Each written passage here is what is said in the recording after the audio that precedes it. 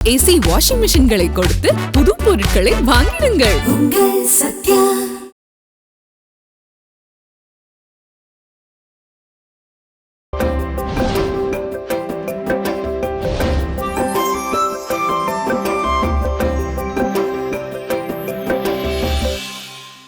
சுப்பிரமணி உன் கூட சேர்ற வரைக்கும் இளவரசியை பகச்சுக்காதன்னு உன்கிட்ட எத்தனை தடவை சொல்லிருக்கேன். அப்புறம் ஏன்டி அவகிட்ட சண்டை போடுற? பின்ன அவ பண்ற காரியத்துக்கு சண்டை போடாம தங்க தட்டுல வச்சு தாங்க சொல்றியா? பொடி பொடி பைத்தியக்காரி. அவங்கள ஒன்றும் கண்டுக்காம நம்ம தனியா விட்டு போறது இல்லையே. ஒரு நர்ஸை ஏற்பாடு பண்ணி அவங்கள பார்த்துக்க சொல்லுவோம். வாரத்துல 2 நாளோ 3 நாளோ நம்ம வந்து இங்க பார்த்துப்போம். அந்த பொண்ணு இங்கே இருமா, பூஜை சாமான்லாம் வாங்கிட்டு வரேன்னு சொல்லிட்டு தான்யா போனேன்.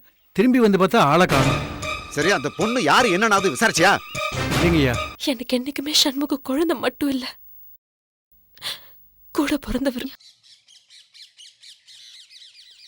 என்ன பேசுறீங்க நீ? என்னால முடியாது. சண்முகம் ப்ளீஸ், நான் சொல்றது புரிஞ்சுக்கோங்க. என்ன நீ சொல்றீங்க? நான் எப்படி ஜெயந்தி கூட போய் அவங்க அம்மா வீட்டுல தங்க முடியும்? அதெல்லாம் சரி வராது. எல்லாம் சரி வரும். நீங்க முதல்ல ஜெயந்தியை கூப்பிட்டு கிளம்புங்க. நீங்க இன்னும் கொஞ்ச நாள் அங்க இருந்துட்டு அப்புறம் வாங்க.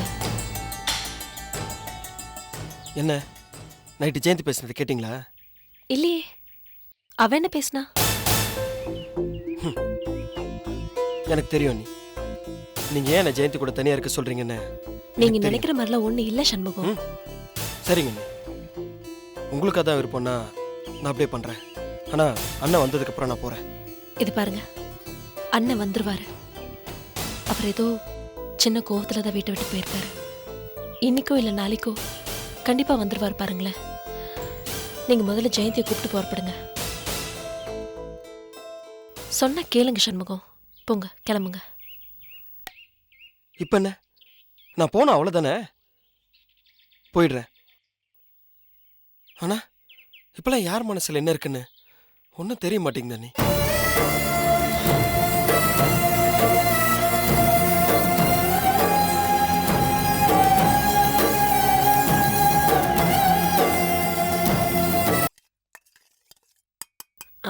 ஜெயந்தி, சண்முகம் குளிக்க போயிட்டாரு. இப்போ நீயும் குளிச்சுட்டு கிளம்பு. எங்க? அம்மா வீட்டுக்கு தான். நேத்து தானே அங்கிருந்து வந்தோம். சரி இருக்கட்டும், அதனால என்ன? நீயும் சண்முகமும் இன்னும் கொஞ்ச நாள் அம்மா வீட்டுல சந்தோஷமா இருந்துட்டு வாங்க. என்ன யோசிக்கிற? போ. சாரிக்கா. எதுக்கு? என்ன இருந்தாலும் நைட்டு நான் அப்படி பேசிருக்க கூடாது. ஆனா உங்க குடும்ப பிரச்சனைனால எங்க ஏன் புருஷனை எழுந்துடணுங்கிற பயத்துல தான் அப்படி பேசிட்டேன். எங்க குடும்ப பிரச்சனை இல்ல இல்ல, பரவாயில்ல, இருக்கட்டும். உன் இடத்துல எந்த பொண்ணு இருந்தாலும் அப்படிதான் பேசுவாங்க. எது எப்படியோ சண்முகம் மேல நீ உயரா இருக்கே, அது போதும். போ. சரி, இதெல்லாம் நான் பாத்துக்கிறேன்.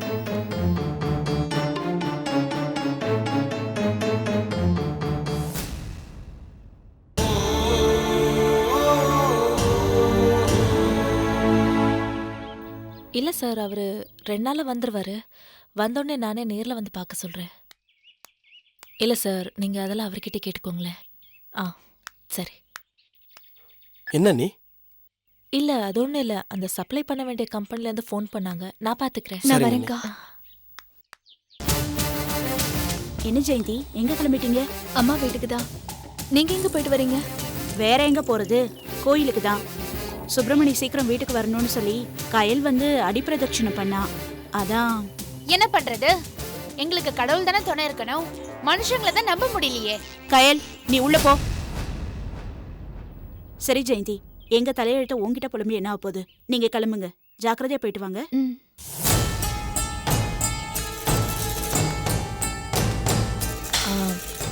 சண்முகம், என் மேல எதுவும் கோவம் இல்லையே?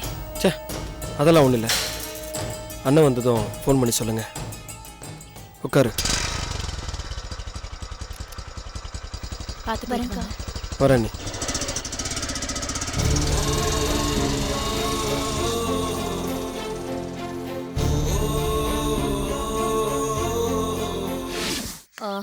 ஸ்ரீராம், நான் தான் ஃபிலோ பேசுறேன். ஒன்றும் இல்லைப்பா, வர வழியில் ஆட்டோ ரிப்பேர் ஆயிடுச்சு. ஜிஎம் வந்துட்டாரா? அப்படியா? சரி, சப்போஸ் நான் வரத்துக்குள்ள வந்துட்டாருன்னா கொஞ்சம் இன்ஃபார்ம் பண்ணிடுறீங்களா?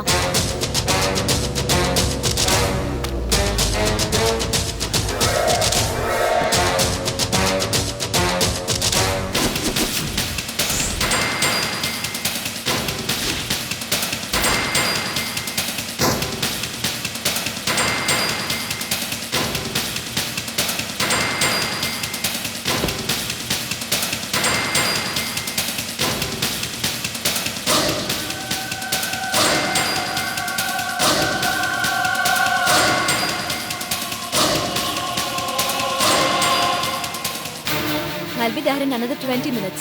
Okay? See you.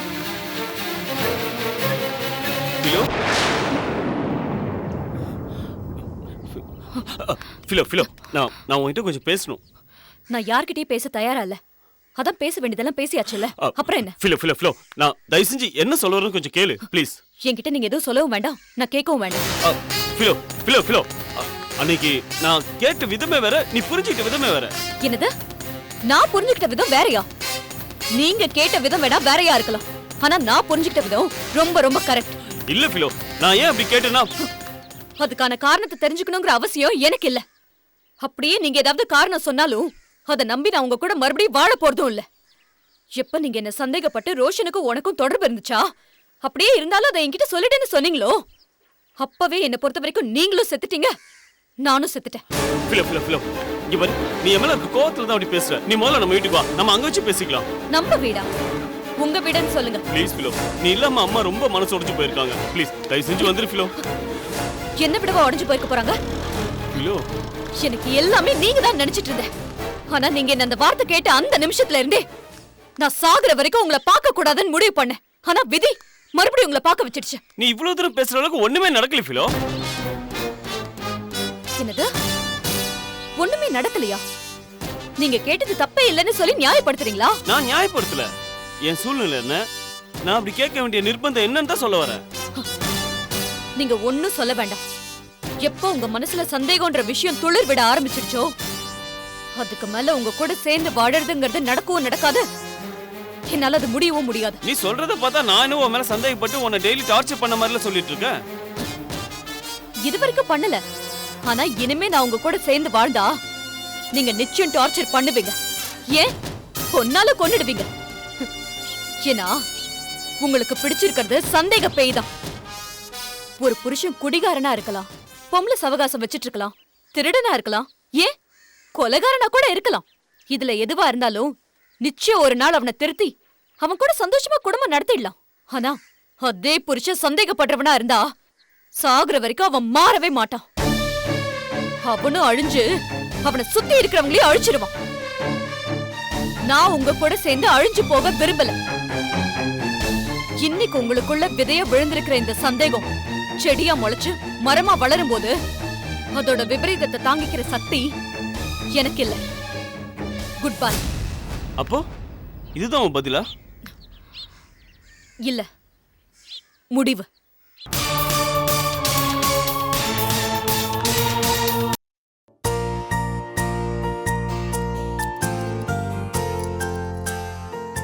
என்ன மாப்பிள, கிளம்பிட்டீங்களா? ஆமா அத்தை.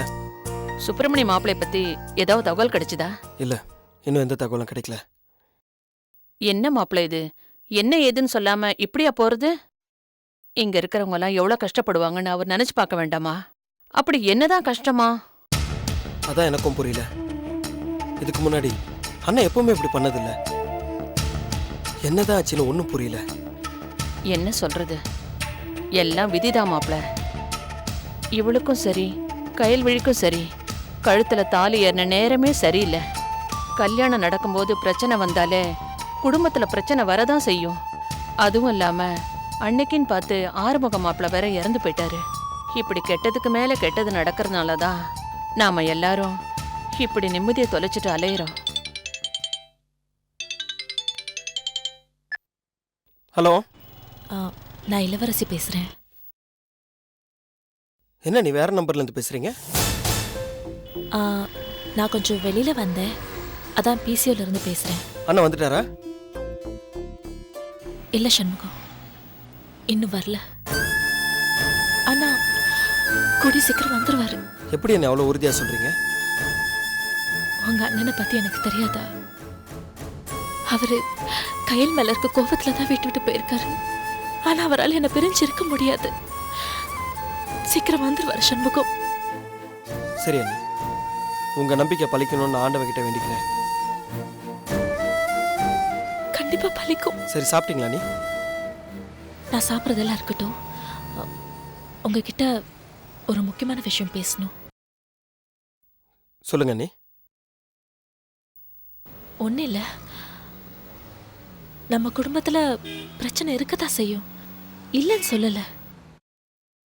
அதுக்காக புதுசா கல்யாணம் ஆனா நீங்க கஷ்டப்படுறது என் மனசுக்கு ரொம்ப கஷ்டமா இருக்கு சண்முகம். என்ன நீ சொல்றீங்க? புரியல. இல்ல, ஜெயந்திக்கும் உங்களுக்கும் கல்யாணம் ஆகி கொஞ்ச நாள் தானே ஆகுது. அவளும் ஒரு சராசரி பொண்ணு தானே. அவளுக்கும் உங்க கூட சந்தோஷமா இருக்கணும்னு ஆசை இருக்கத்தானே செய்யும். ஏ, நானும் அவளும் சந்தோஷமா தானே இருக்கோம். நான் அதுக்கு சொல்லல சண்முகம். நீங்க முதல்ல ஜெயந்தியை கூட்டிக்கிட்டு ஒரு வாரமோ இல்ல 10 நாளோ எங்கேயாவது வெளியூருக்கு போயிட்டு வாங்களே. என்ன நீ சொல்றீங்க? அண்ணன் எங்க போனாரு என்ன ஆனாருன்னு தெரியாம நம்மளாம் துடிச்சிட்டு இருக்கும்போது என்னையும் ஜெயந்தியை மட்டும் வெளியூர்ல போய் சந்தோஷமா இருக்க சொல்றீங்களா? எப்படி அண்ணி முடியும்? சண்முகம், நான் சொல்றது கொஞ்சம் புரிஞ்சுக்கோங்க. அவருக்கு ஒன்றும் ஆகாது. எங்கேயும் போக மாட்டாரு, வந்துருவாரு. நீங்க மட்டும் நான் சொன்ன மாதிரி முதல்ல ஜெயந்தி கூட்டிட்டு வெளியூருக்கு போயிட்டு வாங்க. என்ன நீ பேசுறீங்க? எப்படி என்னால ஊருக்கு போக முடியும்? சண்முகம், என் மேல உண்மையிலேயே உங்களுக்கு அன்பும் என் மேல மரியாதையும் உங்களுக்கு இருந்தா தயவு செஞ்சு போயிட்டு வாங்க. இல்லைன்னா உங்க இஷ்டம். அதுக்கு இல்ல நீ. சண்முகம், நான் சொன்ன அதுல ஒரு அர்த்தம் இருக்கும், ஒரு காரணம் இருக்கும். தயவு செஞ்சு நீங்க போயிட்டு வாங்க. என்ன நீ இப்படி எல்லாம் பேசுறீங்க? நான் சொல்றத நீங்க புரிஞ்சுக்க மாட்டீங்களா? கொஞ்சம் ஜெயந்தி நிலைமையில இருந்து யோசிச்சு பாருங்களேன். சரிங்க நீ. தேங்க்ஸ் சண்முகம். நான் உங்களை கம்பல் பண்ணி போக சொல்றேன்னு தப்பா எடுத்துக்காதீங்க. நான் எது செஞ்சாலும் அது நம்ம குடும்பத்தோட சந்தோஷத்துக்காக தான். அண்ணி, தெரியும் அண்ணி. சரி, நல்லபடியா போயிட்டு வாங்க. நான் வச்சிடுறேன். சரிங்க அண்ணி. என்ன மாப்பிள? ஒன்றும் இல்லை, நம்ம 2 பேரும் ஊருக்கு கிளம்புறோம். எந்த ஊருக்கு போகலாம் டிசைட் பண்ணி வை. மத்தியானம் சாப்பாட்டுக்கு வந்துருவீங்களா? பார்க்குறேன். இந்த பொண்ணு டிஃபன் பாக்ஸை எங்க வச்சாலும் தெரியல. இவளோட பெருத்த இம்சையா போச்சு. எங்க கொண்டு வந்து வச்சிருக்கா பாரு.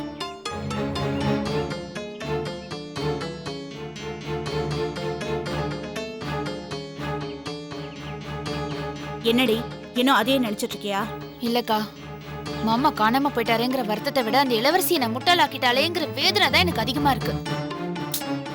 இல்லடி, எனக்கு என்னமோ இளவரசி மேல சந்தேகம் வரல. எப்படி வரும்? அவதான் அந்த நடிப்பு நடிக்கிறாளே, அப்புறம் எப்படி சந்தேகம் வரும்? அதுக்கு இல்லடி, உண்மையிலேயே அவ சுப்பிரமணியை மறைச்சு வச்சிருந்தானா வயித்துல விழற குழந்தை மேல சத்தியம் பண்ணி இருக்க மாட்டா. அந்த அளவுக்கு துடிச்சிருக்கவும் மாட்டா. துடிச்சாளா? நல்லா நடிச்சான்னு சொல்லு. நாம நம்பணுங்கிறதுக்காக நீலி கண்ணீர் வடிச்சு நம்மள ஏமாத்துறா. இங்க பாரு, நீ கோவப்படாம ஏமாத்துனது இளவரசியா இல்ல சுப்பிரமணியான்னு நடந்ததை வச்சு யோசிச்சு பாரு. எனக்கு என்னமோ சுப்பிரமணி தான் விளையாடுறானோன்னு சந்தேகமா இருக்கு. மாமா எங்க இந்த விஷயத்துல விளையாட போறாரு? ஆம்பளைங்க இந்த விஷயத்துல கூழுக்கும் ஆசைப்படுவாங்க, மீசைக்கும் ஆசைப்படுவாங்க. ஒரு பக்கம் சுப்பிரமணி மேல உயிரையே வச்சிருக்கிற இளவரசி, இன்னொரு பக்கம் தெரிஞ்சோ தெரியாமலோ ஆசைப்பட்டு தொட்டுட்டு வேற வழியே இல்லாம தாலி கட்டி பொண்டாட்டியே ஏத்துக்கிட்ட நீ. இப்படி 2 பேரும் இருக்கும்போது உனக்காக இளவரசி போய் பேசி அவன் மனசு மாறி உன் கூட சந்தோஷமா வாழ ஆரம்பிச்சிட்டான்னு வச்சுக்கோயேன், இளவரசி மனசு கஷ்டப்படுவான்னு யோசிச்சிருப்பான்ல. அதனாலதான் இப்படி ஒரு நாடகம் ஆடுறான்னு நான் நினைக்கிறேன். சரி, நீ சொல்ற மாதிரி மாமா எங்கேயோ போயிருக்காருன்னே வச்சுக்குவோம். அதனால மாமாக்கு என்ன லாபம்?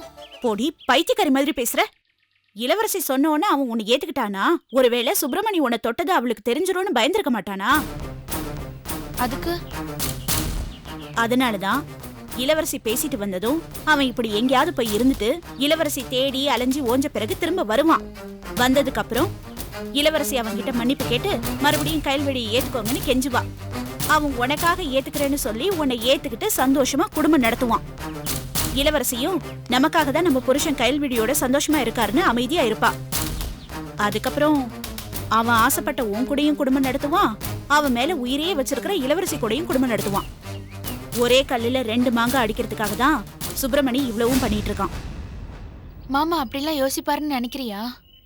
சுப்பிரமணி மட்டும் இல்லடி, உலகத்துல இருக்கிற முக்காவாசி ஆம்பளைங்க இந்த விஷயத்துல இப்படிதான் யோசிப்பாங்க.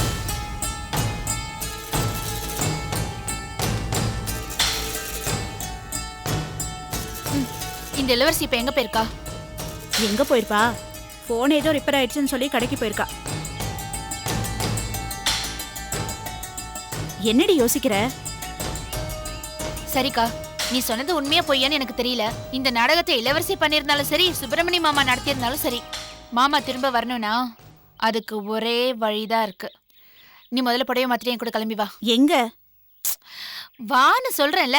4 செவத்துக்குள்ளேயே உட்காந்து யோசிச்சுட்டு இருந்தோன்னா ஒண்ணுமே நடக்காது. நாம தான் இறங்கி வேலை செய்யணும். வா. எங்கன்னு தான் சொல்ல. நீ வான்னு சொல்றேன்ல.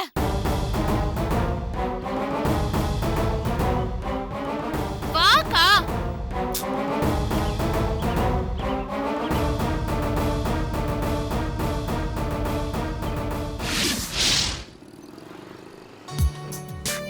Good morning madam. Good morning. Sir இருக்காரா? உள்ள இருக்கார் madam. Good morning madam. Good morning. Good morning madam. Morning. Good morning good morning madam. Good morning. Good morning madam. Good morning. Congratulations madam. Morning. எதுக்கு? உள்ள போங்க, தெரியும். Empty Mahesh சாரும் உங்களுக்காக தான் வெயிட் பண்ணிட்டு இருக்காங்க. போங்க. Good morning madam.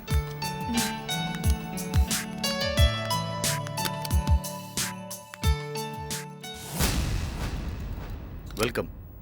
கங்க்ராட்ஸ். என்ன சார்? Come on. புடிங்க. Thank you. Thank you sir. என்ன வெளிய எல்லாரும் கங்க்ராட்ஸ் சொல்றாங்க, நீங்களும் இப்படி பொக்கேலாம் கொடுக்குறீங்க. எதுக்கு? அந்த கல்கட்டா ஹார்பர் கான்ட்ராக்ட் நமக்கு கிடைச்சிருச்சு. அதுக்கு காரணம் நீங்க தான். நோ நோ, நான் என் கடமையை தானே செஞ்சேன். No, it's a deal. இந்த டீல்ல நீ ஜெயிச்சிட்டமா? ஜெயிக்கிறது தானே சார் என்னோட எய்மே. Okay come. Your appointment order. Thank you sir. பிரிச்சு பாருங்க. It's okay sir. You got a surprise. Open it.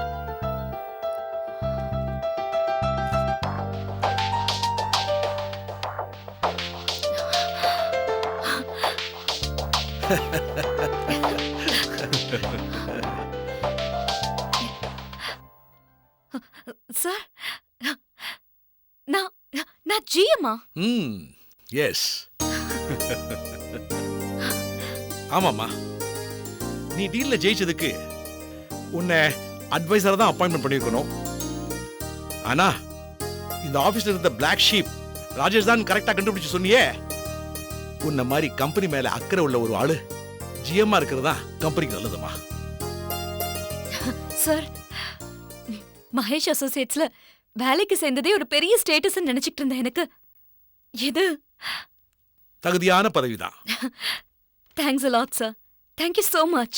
தகுதியானவங்களுக்கு தகுதியான இடத்தை நான் கொடுக்க என்னைக்கும் தயங்க மாட்டேன். இதை நீ சொல்ல வேண்டிய நேரத்துல சொல்ல வேண்டிய இடத்துல சொல்லணும். சொல்ல வைக்கிறேன்.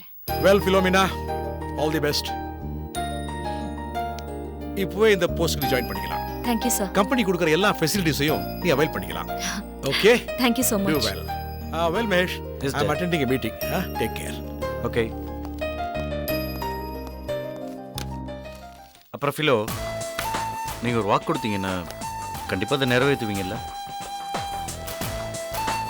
என்ன, ஈவினிங் காஃபி ஷாப்க்கு காஃபி சாப்பிட போகணும், என்ன நீங்க டிராப் பண்ணணும், அவ்வளவுதானே? கரெக்ட். ஆனா அதுல ஒரு சின்ன சேஞ்ச்.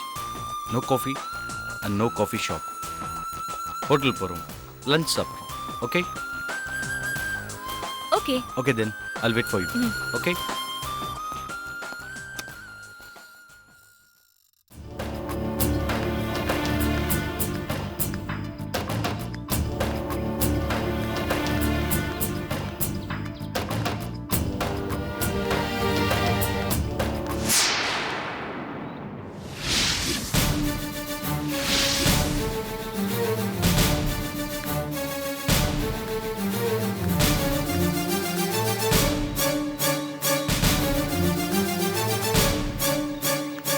அக்கா, ஜானகிக்கா, கயல், இளவரசி, சாவி என்கிட்ட இருக்குமா?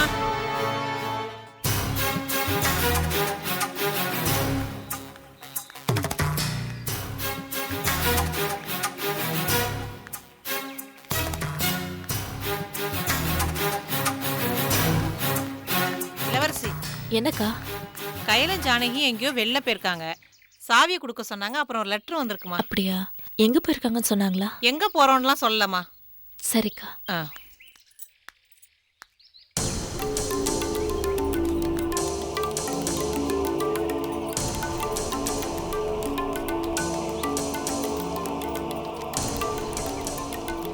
அன்புள்ள இளவரசி, நான் தான் உன் சுப்பிரமணியன்.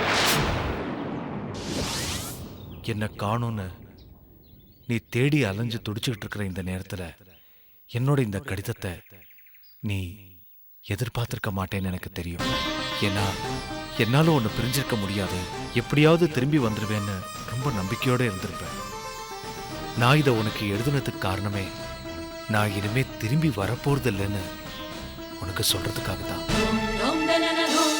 ஏன்னா கல்யாணம் ஆன நாள்ல இருந்து இப்போ வரைக்கும் உன் கூட நிறைய மனஸ்தாபங்கள் வந்திருக்கு.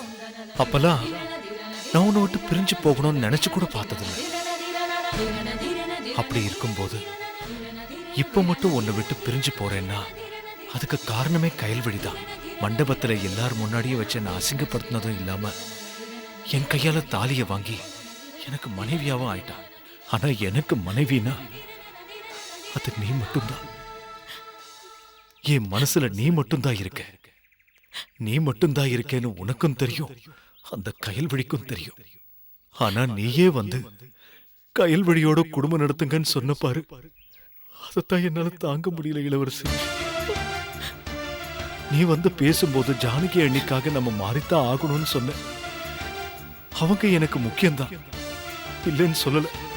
ஆனா அந்த ஒரே காரணத்துக்காக என் மனசாட்சியை கொன்னு அந்த கயல்வழியோட குடும்பம் நடத்த முடியாது. என் மனசாட்சியை கொன்னு வாழறதுக்கு பதிலா பேசாம ஒரேடியா செத்துடலான்னு முடிவு பண்ணிட்டேன்.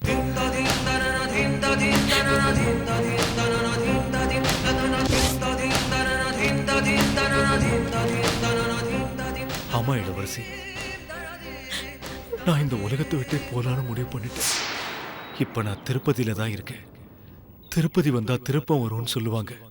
ஆனா என் வாழ்க்கை எனக்கு திரும்பாதுன்னு தெரிஞ்சிடுச்சு. அதனால திரும்பவே முடியாத இடத்துக்கு நான் போக போறேன்.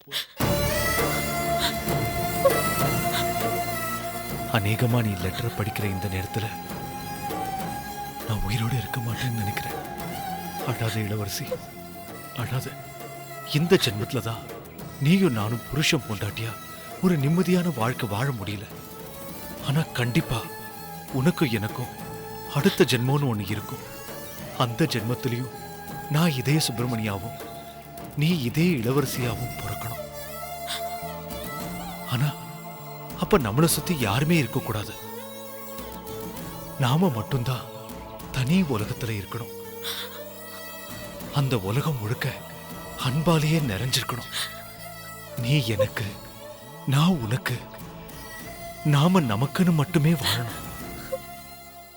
இந்த ஜென்மத்துல இழந்த எல்லா சந்தோஷத்தையுமே அடுத்த ஜென்மத்துல நான் உனக்கு தருவேங்கிற நம்பிக்கையோட உன்னை விட்டு பிரியிற இளவரசி.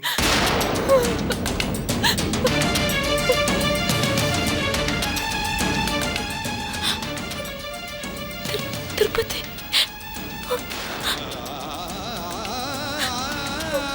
இப்படிக்கு உன் நினைவால் மட்டுமே உயிர் வாழ்ந்த உன் சுப்பிரமணி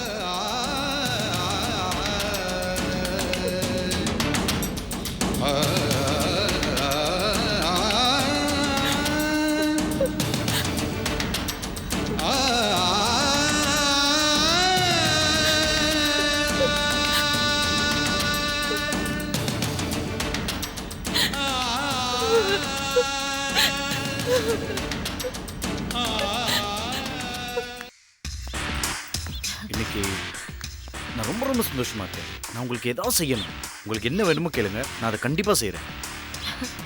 ஷியோர், கண்டிப்பா கேக்குறேன். ஆனா இப்போ இல்ல, அதுக்கு ஒரு நேரம் வரும், அப்போ கேக்குறேன். எப்போ? தசரதர்கிட்ட கைகை வரம் கேட்டாங்க அந்த மாதிரியா? பயப்படாதீங்க, நான் ஒன்றும் கைகை இல்லை, ஃபிலோ.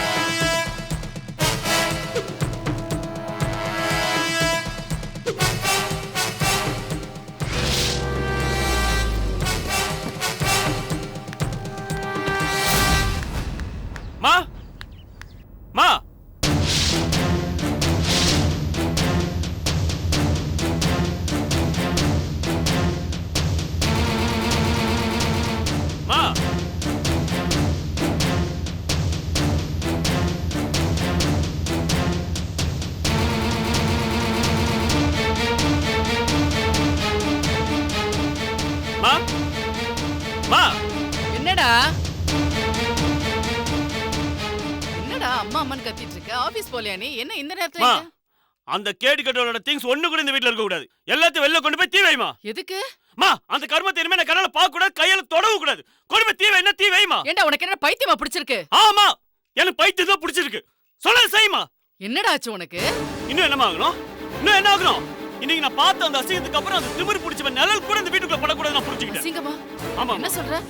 அந்த ரோஷன் சொன்னப்ப கூட நான் நம்பலமா. அந்த கர்மத்தை இன்னைக்கு என் கண்ணால பார்த்ததுக்கு அப்புறம் அந்த நாய் எவ்வளவு கேவலமானவன் நான் புரிஞ்சுக்கிட்டேன். வாய மூடு.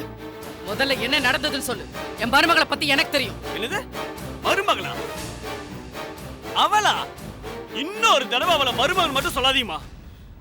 இன்னைக்கு பப்ளிக்ல எவனோ ஒரு பணக்காரனோட எவ்வளவு நெருக்கமா எப்படி ஜோடி போட்டு வந்தா தெரியுமா? என்ன சொல்ற நீ?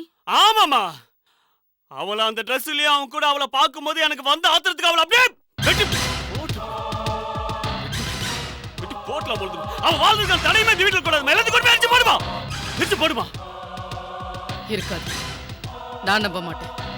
என் மீனா நிச்சயமா அப்படி பண்ணிருக்க மாட்டா. அவளை பத்தி எனக்கு தெரியும்டா. நீ வேற யாரையோ பார்த்துட்டு வந்திருக்க. ஐயோ அம்மா, எவ்வளையோ பார்த்துட்டு ஃபிலோல் சொல்றதுக்கு நான் என்ன கிறுக்கடா? என் ரெண்டு கண்ணால் நான் அவளை பார்த்தேன்.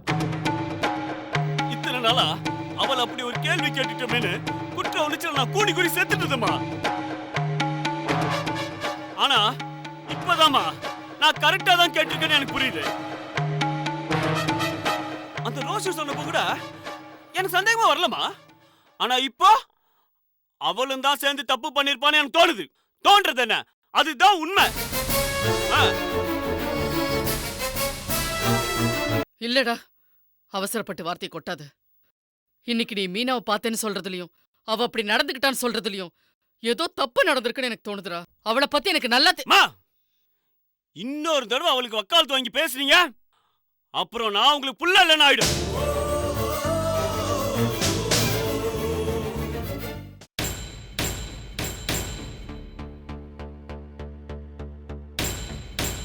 நீங்க சொல்றதை வச்சு பார்க்கும்போது உங்க கணவர் சுப்பிரமணிய அவரோட முதல் மனைவி இளவரசி தான் கடத்தி வச்சிருக்காங்கன்ற சந்தேகம் உறுதியாயிடுச்சு.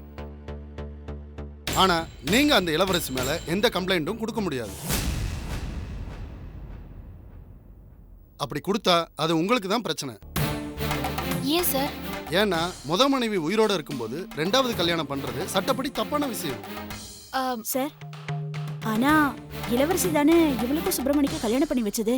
அது சம்பிரதாயத்துக்கு வேணா சரியா இருக்கலாமா, ஆனா அது சட்டத்துக்கு புறம்பான விஷயம். அந்த இளவரசி பார்த்து உங்க மேல கம்ப்ளைண்ட் கொடுத்தாங்கன்னா உங்களுக்கு தான் தண்டனை கிடைக்கும்.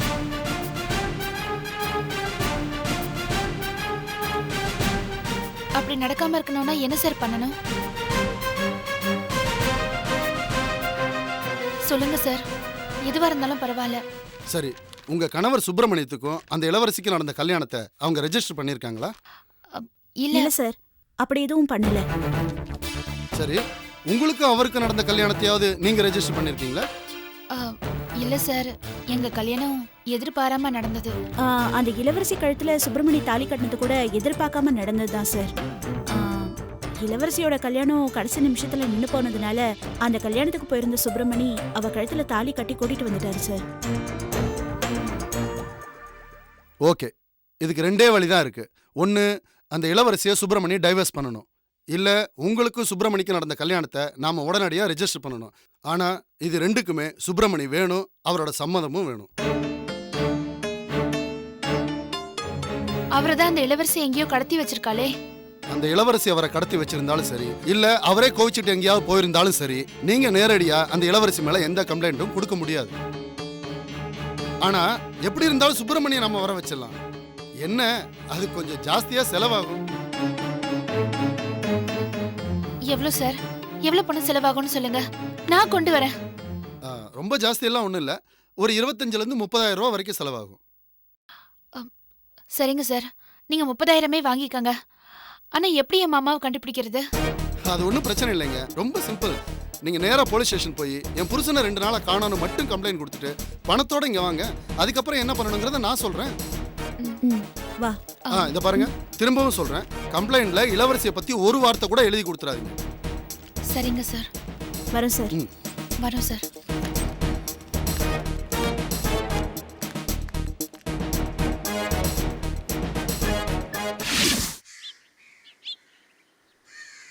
சார் மல்லிகா ஏஜென்சியா?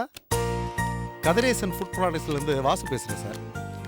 இந்த கிளைம் அமௌண்ட்டை பற்றி கொஞ்சம் டீட்டெயில் கேட்டிருந்தேனே, அது கொஞ்சம் சொல்கிறீங்களா? ஆமாம் சார், லாஸ்ட் மந்த் தான். இல்லை சார், சார் ஊரில் இல்லை, வெளியூர் போயிருக்காரு.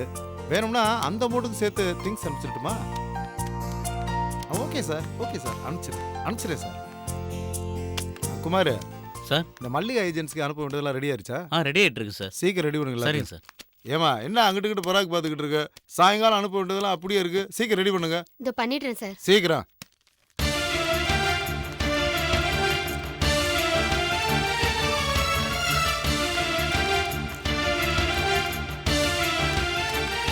வணக்கம் மேடம். வணக்கம் மேடம். வணக்கம் மேடம். வணக்கம் மேடம். பணம் எவ்வளோ இருக்கு? ஒரு 40,000 ரூபா இருக்கு மேடம். 2-3 கம்பெனிக்கு வந்து பேமெண்ட் கொடுக்க வேண்டியிருக்கு. எவ்வளோ கொடுக்கணும்? ஒரு 7,000லேருந்து 9,000 வரும். சரி, மீதி பணத்தை கொடுங்க.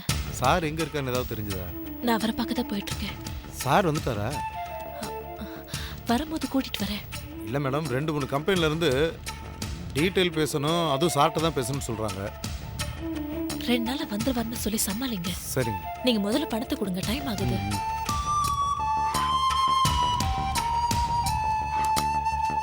கவரு இல்ல பரவாயில்ல, நான் ஹேண்ட்பேக்ல வச்சுக்கிறேன். சரி வரேன். சரி.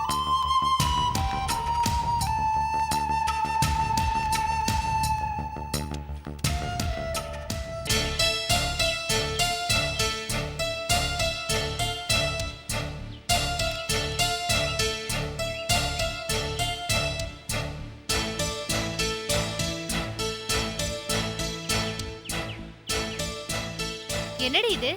என்னாச்சு இவருக்கு? ஏன் இப்படி எல்லாம் பைத்தியக்காரத்தனமா எழுதிருக்காரு? அதான் கீர்த்தி, எனக்கும் புரியல. இப்படி சாக போறேன்னு எழுதி வைக்கிற அளவுக்கு அப்படி நான் என்னதான் தப்பு பண்ணேன்? என்ன நீ செஞ்சதெல்லாம் நல்ல காரியம் நினைச்சிட்டு இருக்கியா? பெரிய இவ மாதிரி எனக்கு தாலி எடுத்து கொடுத்த. இன்னைக்கு பாரு யார் கஷ்டப்படுறதுன்னு. நீ கர்ப்பமா இருக்கிற இந்த நேரத்துல கூட உன் பக்கத்துல இருக்கணும்னு நினைக்காம எங்கேயோ போய் இருந்துகிட்டு இப்படி ஒரு லெட்டர் எழுதி அனுப்பிச்சிருக்காருன்னா அவர் மனசுல எவ்வளவு வேதனை இருக்குன்னு கொஞ்சம் யோசிச்சு பாத்தியா? நான் கர்ப்பமா இருக்கிற விஷயம் அவருக்கு தெரியாது கீர்த்தி. என்னடி சொல்ற? ஆமா கீர்த்தி, அவருக்கு தெரியாது. ஏன்? அவர்கிட்ட சொல்றதுக்கான சந்தர்ப்பம் அமையல. சந்தர்ப்பம் அமையலையா? இல்ல அவர்கிட்ட சொல்லாம மறைச்சிட்டியா? எதுக்குடி மறைச்ச? சொல்லுடி, அவர்கிட்ட எதுக்கு சொல்லாம மறைச்ச? இல்ல கீர்த்தி, அவரு ஏற்கனவே கையில ஏத்துக்க மாட்டேன்னு சொல்லிட்டு இருக்காரு. இந்த நேரத்துல நான் கர்ப்பமா இருக்கிறது தெரிஞ்சா சத்தியமா அதுக்கப்புறம் அவர் கையில திரும்பி கூட பார்க்க மாட்டாரு. அதுவும் இல்லாம ஜானகி அக்காவே நேர்ல வந்து அவர் கையில ஏத்துக்கிற வரைக்கும் இந்த உண்மை அவர்கிட்ட சொல்ல வேண்டாம்னு சொல்லி கேட்டுக்கிட்டாங்க. ஏண்டி, உன் மனசுல என்ன பெரிய ஹரிச்சந்திர பொண்டாட்டின்னு நினைப்பா? என்னதான் ஆசைப்பட்டவரா இருந்தாலும் இன்னொருத்தியோட புருஷன் தெரிஞ்சதுக்கு அப்புறம் அந்த ஆம்பளையே நெருங்கி வந்தாலும் கூட காரை திப்பி போடா நாயன்னு சொல்றதாண்டி பொம்பளை. இவ என்னடானா இவர் என்ன கெடுத்துட்டாரு, இவர் என் கூட குடும்பம் நடத்திட்டாரு, இவர் எனக்கு தாலி கட்டாமலேயே பொண்டாட்டி ஆக்கிக்கிட்டாரு, அப்படி இப்படின்னு பச்சை பச்சையா பொய் சொல்லி அவரையே அசிங்கப்படுத்தி தானும் அசிங்கப்பட்டு மத்தவங்களையும் அசிங்கப்படுத்திருக்காடி. அவள ஒரு மனுஷி, அவளுக்கு வேற நீ நல்லது நினைக்கிறியா? சரி கீர்த்தி, விட. நடந்து முடிஞ்சதை பத்தி பேசி என்ன பிரயோஜனம்? உன் மேல இருக்கிற ஆத்திரத்தை வேற எப்படி காட்ட சொல்ற? சரி, நான் பண்ணது தப்புதான். எனக்கு என்ன இப்படி எல்லாம் நடக்கும் முன்னாடி தெரியுமா என்ன? சரி, இப்ப என்னதான் செய்யலாம்னு முடிவு பண்ணிருக்க? நான் திருப்பதி கிளம்பி போலான்னு முடிவு பண்ணிருக்கேன். எனக்கு மனசே கேட்கலடி. அவர் ஏதாவது பண்ணி பாருன்னு பயந்து பயந்து துடியா துடிச்சிட்டு இருக்கேன். ஏண்டி லூஸ் மாதிரி பேசுற? அவர் ஏதோ எமோஷனல்ல எழுதிருக்காரு. நீ நினைக்கிற மாதிரி ஒண்ணும் நடக்காது, பயப்படாத. இல்ல கீர்த்தி, என்னால இங்க ஒரு நிமிஷம் கூட இருக்க முடியாது. நான் உடனே திருப்பதி கிளம்பி போய் அவர் அங்க எப்படியாவது தேடி கண்டுபிடிச்சு கூட்டிட்டு வரணும்னு முடிவு பண்ணிட்டேன். நீயும் வரியா? ஒரு 2 நாள் திரும்பி வந்துடலாம். இன்னைக்கே வா. ஆமா கீர்த்தி. இன்னைக்கு முடியாதுடி. ஊர்ல இருந்து எங்க மாமியார் வந்திருக்காங்க. நாளை காலையில அவங்க கிளம்பி போயிடுவாங்க. போனதுக்கு அப்புறம் நம்ம 2 பேரும் கார்ல போயிட்டு வந்துருவோமா? இல்ல கீர்த்தி, என்னால நாளைக்கு காலையில வரைக்கும் பொறுமையா காத்துட்டு இருக்க முடியாது. இங்க ஏகப்பட்ட பிரச்சனை இருக்கு. நான் இப்பவே கிளம்பி போயிட்டு வரேன். இப்பவே வா. தனியா எப்படி போவ? தெரியல. தனியா போறமேன்ற பயம் எனக்கு பெருசா இல்ல. ஆனா வரும்போது எங்க தனியா வந்துருவோமோன்ற பயம் தான் எனக்கு ஜாஸ்தி இருக்கு. அதெல்லாம் ஒண்ணும் நடக்காதுரே. நீ திரும்ப வரும்போது உன் வீட்டுக்காரோட தான் வருவேன்னு எனக்கு நம்பிக்கை இருக்கு. சரி, பணம்லாம் இருக்கா? பணம் இருக்கு, பிரச்சனை இல்ல. சரி, ஏதாவதுன்னா எனக்கு மறக்காம ஃபோன் பண்ணு. சரி, நான் வரேன். பார்த்து போயிட்டு வாடி.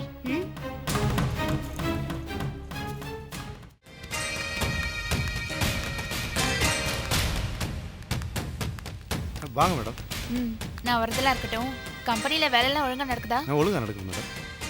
சரி சரி, மாமா ஊர்ல இல்லங்கிறதுனால அஜாக்கிரதையா இருக்காதீங்க. கரெக்டா பாத்துக்கோங்க. சரிங்க. கம்பெனில பணம் எவ்வளவு இருக்கு? எதுக்கு? எதுக்கா இருந்தா உங்களுக்கு என்ன? பணம் எவ்வளவு இருக்குன்னு மட்டும் சொல்லுங்க. இல்ல மேடம், ஓனர்மா வந்து இப்பதான் வாங்கிட்டு போனாங்க, அதான் கேட்டேன். ஓனர் அம்மாவா? அது யாரு? இளவரசி மேடம் தான். இளவரசியா? அவ எதுக்கு வந்து பணம் வாங்கிட்டு போனா? தெரியல, சுப்பிரமணி சாரை பார்க்கணும், ஒரு 30,000 ரூபாய் பணம் கொடுங்கன்னு கேட்டாங்க, நான் தான் கொடுத்து அனுப்பிச்சேன். அப்படின்னா சுப்பிரமணி இருக்கிற இடம் இளவரசிக்கு தெரியுமா? அதெல்லாம் தெரியல மேடம், அவரை தான் கூப்பிட போறேன்னு சொல்லி என்கிட்ட சொல்லிட்டு போனாங்க. பாத்தியாக்கா, மாமா தான் இந்த நாடகத்தை பண்ணிட்டு இருக்காரு நம்ம நினைச்சிட்டு இருக்கோம். ஆனா 2 பேரும் சேர்ந்து நாடகத்தை போட்டு நம்மள முட்டலாக்கிட்டு இருக்காங்க. அவள ஏய், வீட்டுக்கு போய் பேசிக்கலாம். நீங்க வேலையை பாருங்க. சரிங்க. வா. அந்த இளவரசி மட்டும் இப்ப என் கையில கிடைக்கட்டும். அவளை என்ன பண்றான்னு பாரு. ஏய், சும்மா கோவப்பட்டுட்டு இருக்காத. சுப்பிரமணி திரும்ப வர வரைக்கும் அவளை ஒண்ணும் பண்ண முடியாது, பண்ணவும் கூடாதுன்னு வக்கீல் சொன்னது ஞாபகம் அதுக்காக இருக்குல்ல? அவளை அப்படியே விட சொல்றியாக்கா? நான் சொல்ற பேச்ச கேளு, கொஞ்சம் அமைதியா இரு. வா.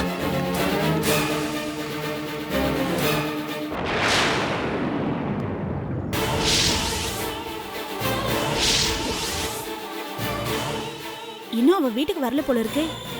சரி, நான் போய் சாவி வாங்கிட்டு வந்துடுறேன்.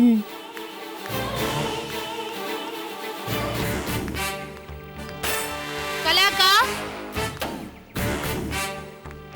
கலாக்கா, அங்க வரேம்மா.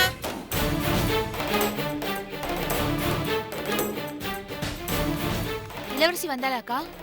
வந்து சாவியை வாங்கிட்டு திருப்பி கொடுத்துட்டு போயிட்டாங்க. எப்போ? இப்பதான் கொஞ்ச நேரத்துக்கு முன்னாடி வந்துட்டு போனாங்க. எங்க போறேன்னு ஏதாவது சொல்லிட்டு போனாளா? இல்லையே, எதுவும் சொல்லிட்டு போலையே. ஆனா எங்கேயோ வெளியூருக்கு கிளம்பி போறாங்கன்னு நினைக்கிறேன். கையில டிராவல் பேக் வச்சிருந்தாங்க. ஏதாவது பிரச்சனையா? இல்லக்கா, அதெல்லாம் ஒண்ணும் இல்ல. தேங்க்ஸ்.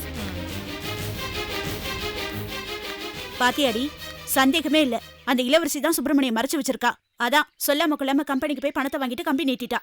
இப்ப வக்கீல் ஃபீஸ்க்கு பணத்துக்கு என்னக்கா பண்றது? வேற என்ன பண்றது? நகையகைய அடகு வச்சு பணம் கொடுத்து தானே ஆகணும். சரி, வா.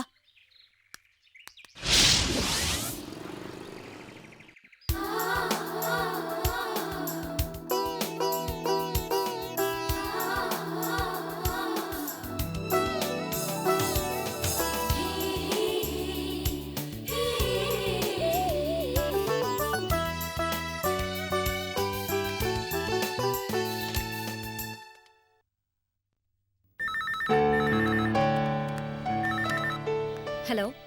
ஃபிலோ, அந்த கான்ட்ராக்ட் ஃபைல்ஸ்லாம் எடுத்துட்டு உடனே ரூமுக்கு வாங்க. சார், இப்போ நமக்கு ரீசெண்டாக வந்த கெனால் ப்ராஜெக்ட்க்கு கொட்டேஷன் போட்டுட்டு இருக்கேன். எப்படியும் ஒரு 10-15 மினிட்ஸ் ஆயிடும். முடிச்சுட்டு வரட்டுமா?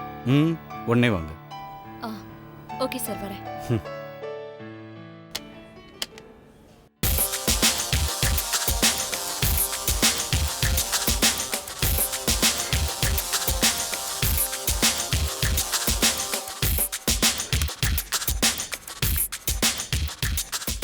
எக்ஸ்கியூஸ் மீ, நீங்க கேட்ட கான்ட்ராக்ட் ஃபைல். தேங்க்யூ. ஃபிலோ, லாஸ்ட்டாக நம்ம எடுத்த டெண்டரோட ஃபைலு. அந்த டெண்டர் என்கிட்ட. இல்லை அது இல்லை. அந்த பிரிட்ஜ் ஒர்க்கோட கான்ட்ராக்ட் கொட்டேஷன் ஃபைல்ஸ் எல்லாமே. அது கொட்டேஷன்லாம் கொடுத்துட்டேன். இல்லை, நான் வேற ஏதோ கேட்கணும். நம்ம ஒர்க்கர்ஸுக்கெல்லாம் தீபாவளி போனஸ் கரெக்டாக செட்டில் ஆயிடுச்சா? என்னாச்சு மகேஷ் உங்களுக்கு? ஏன் இப்படி ஒரு மாதிரி சம்மந்தம் இல்லாம பேசுறீங்க? இல்ல, தெரியல. நான் என்ன பேசுறேன், என்ன பண்றேன், எனக்கு ஒண்ணுமே புரியல.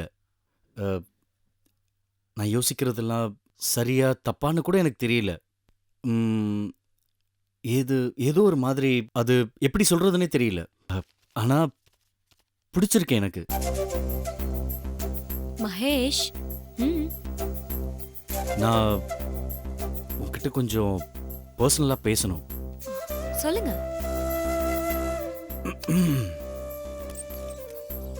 அது தெரியுமா, நீங்கள் நம்ம கம்பெனியில் ஜாயின் பண்ணதுக்கு அப்புறம் தான் நமக்கு பெரிய பெரிய கான்ட்ராக்ட்ஸ்லாம் கிடச்சிருக்கு. நம்ம கம்பெனியோட க்ரோத் கூடியிருக்கு, ஷேர் வேல்யூவும் இன்க்ரீஸ் ஆயிருக்கு. இதுக்கெல்லாம் காரணம் நீங்கள் தான். தேங்க்ஸ் மகேஷ்.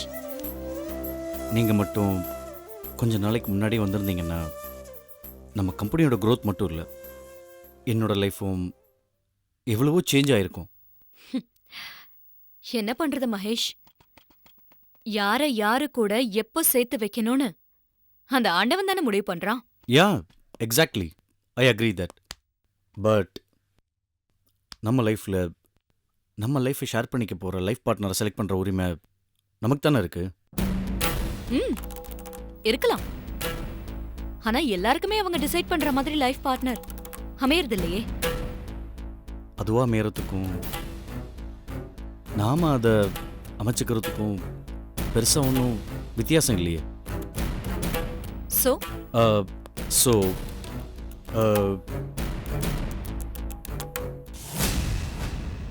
நீங்க உங்க எதிர்காலத்தை பத்தி ஐ மீன் என்ன முடிவு பண்ணி வச்சிருக்கீங்க? எதிர்காலம்னா அதான் உங்களோட மேரேஜ் பத்தி, ஆஃப்டர் மேரேஜ் பத்தி. நான் என்னைக்குமே என்னோட எதிர்காலத்தை பத்தி எந்த கனவும் கண்டதில்லை. ஏன்னா கனவுக்கு ஆசைப்பட்டு கண்களை இழந்துடக்கூடாது இல்லையா? நீங்க நல்லா பேசுறீங்க. நான் பேசுறது இருக்கட்டும், நீங்க என்ன சொல்ல வந்தீங்களோ அந்த விஷயத்தை சொல்லுங்க. Okay, you know Philo, I am a businessman. எல்லாத்தையுமே வெளிப்படையாக பேசி பழகிட்டேன். நான் என்னோட லைஃப்பை உங்களோட ஷேர் பண்ணிக்கலான்னு ஆசைப்பட்றேன்.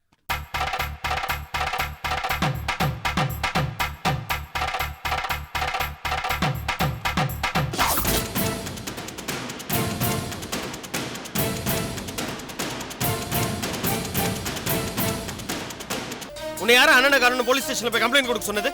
ஏன் மாமா காணாம போயிட்டாருங்கிறது உண்மைதானே? அவரை காணாம கம்ப்ளைண்ட் கொடுத்ததுல என்ன தப்பு? பெரிய அறிவாளின்னு நினைச்சிட்டு இருக்கியா? இந்த கேஸ் கோர்ட்டுக்கு வந்தா நம்ம குடும்பமான மட்டும் இல்ல, உன் வாழ்க்கையை சேர்ந்தா நாசமா போகும். இளவரசி அணி வேணா தாலி எடுத்து கொடுத்து உன் கழுத்துல கட்ட சொல்லிருக்கலாம். ஆனா சட்டப்படி எவ்வளவு பேர் தப்பு தெரியுமா? என்னால உங்க பையன் கூட திரும்ப சேர்ந்து வாழ முடியாது. இந்த மாதிரி நான் மறுபடியும் தொந்தரவு பண்ணீங்க, அப்புறம் வரதட்சணை கேட்டு கொடுமைப்படுத்துறீங்கன்னு போலீஸ்ல கம்ப்ளைண்ட் பண்ணிடுவேன்.